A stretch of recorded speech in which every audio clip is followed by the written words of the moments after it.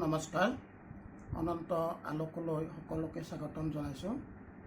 আজি মই উপস্থাপন কৰিবলগীয়া বিষয়টো হৈছে মুদ্ৰাদোষ।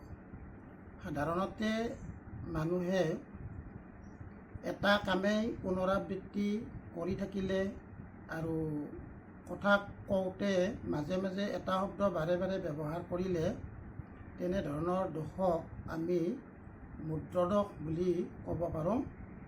এই মুদ্ৰাদোষৰ বাবে সমাজত বিভিন্ন ধৰণৰ আমোদজনক ঘটনা সৃষ্টি হোৱা দেখা যায়।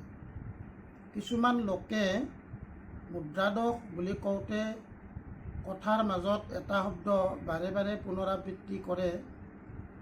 কিছুমানে আকৌ সেই পুনৰাবৃত্তি কৰা শব্দটো অশ্লীল শব্দ প্ৰয়োগ কৰে। সেইটো কিন্তু কিছুমান ক্ষেত্ৰত শুনিবলৈ অমাৰ্জিত হয়। অৰ্থাৎ কিছুমান এনেকুৱা ধৰণৰ পৰিৱেশ আছে যি পৰিৱেশত তেনে শব্দ ব্যৱহাৰ কৰাটো মানুহে অশোভনীয় বুলি ভাবে, যদিও ব্যৱহাৰকাৰীজনে এই বিষয়ে গম নাপায়। আনহাতে এই মুদ্ৰাদোষৰ কিছুমান এনেকুৱা আমোদজনক কথা আছে যাৰ বাবে বিভিন্ন ধৰণৰ কৌতুক আৰু নাটকীয় হাস্যৰসৰ সৃষ্টি হৈছে। তেনেধৰণৰ মুদ্ৰাদোষ সাধাৰণতে মানুহে বেয়া নাপায় আৰু সেইবোৰ কিছু পৰিমাণে হাস্যৰসৰ সৃষ্টি কৰাৰ বাবে মানুহে তেনে মানুহৰ লগত কথা বতৰা পাতি ভালো পায়। আনহাতে কিছুমান লোকে কাম কৰি থাকোঁতে বিভিন্ন ধৰণৰ মুদ্ৰাদোষ দেখুৱায়।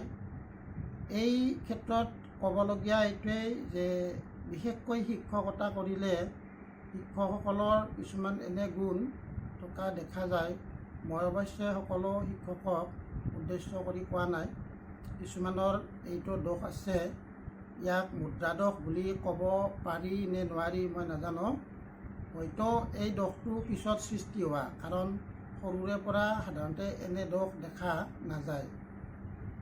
এই দোষটো হৈছে কিছুমান শিক্ষকে শ্ৰেণীকোঠাত পাঠদান কৰি থকা অৱস্থাত যদি অনবৰতে নাকৰ ভিতৰত আঙুলি সোমাই থাকে বা কাণৰ ভিতৰত আঙুলি সোমাই থাকে, মূৰ খজুৱাই থাকে, এনেধৰণৰ মুদ্ৰাদোষবোৰ ছাত্ৰ ছাত্ৰীয়ে প্ৰত্যক্ষ কৰে। গতিকে এই ক্ষেত্ৰত পাঠদানত অমনোযোগিতাও দেখা যাব পাৰে। শিক্ষকসকলে এই ক্ষেত্ৰত সাৱধানতা অৱলম্বন কৰিলে এই দোষ হয়তো কমিব। যিয়েই নহওক, যে কথা বতৰাৰ মাজত যে পুনৰাবৃত্তি হয় শব্দৰ, তেনেধৰণৰ হাস্যৰস সৃষ্টিকাৰী কিছুমান শব্দ আছে যিবোৰ মানুহে ভাল পায়। তেনে এটি উদাহৰণ দিবলৈ ওলাইছোঁ। ধৰা হওক, মোৰ এজন বন্ধু নলবাৰীৰ পৰা আহিছে। অ' কি হা নগেন, কি খবৰ? তাৰমানে আহিলোঁ ৰ'বা। ক'ৰ পৰা আহিলা? তাৰমানে নলবাৰীৰ পৰা আহিলোঁ। তাৰমানে ক'ত গৈছিলা? তাৰমানে আৰু কি ক'ম, তাৰমানে কিতাপ কিনিব গৈছিলোঁ। তাৰমানে তাতে গ্ৰন্থমেলা চলি আছিল। তাৰমানে কি হ'ল জাননা? তাৰমানে গ্ৰন্থমেলা চাই আহিলোঁ। তাৰমানে বহুত কিতাপ তাতে ওলাইছে। তাৰমানে চালোঁ, বহুত ধৰণৰ বস্তু চালোঁ। তাৰমানে আহি এতিয়া বৰ্তমান তোমাৰ ওচৰ পাইছোঁ। তাৰমানে গ্ৰন্থমেলাৰ পৰা তুমি কিতাপ কেইখনমান আনিলা? তাৰমানে বেছি কিতাপ অনা নাই। তাৰমানে কিতাপবিলাকৰ দাম জানা? তাৰমানে বহুত কিতাপৰ দামটো, তাৰমানে আনিব নোৱাৰি আৰু ইমান। তাৰমানে এনেকৈ এটা শব্দই বাৰে বাৰে ৰিপিট কৰি থাকে।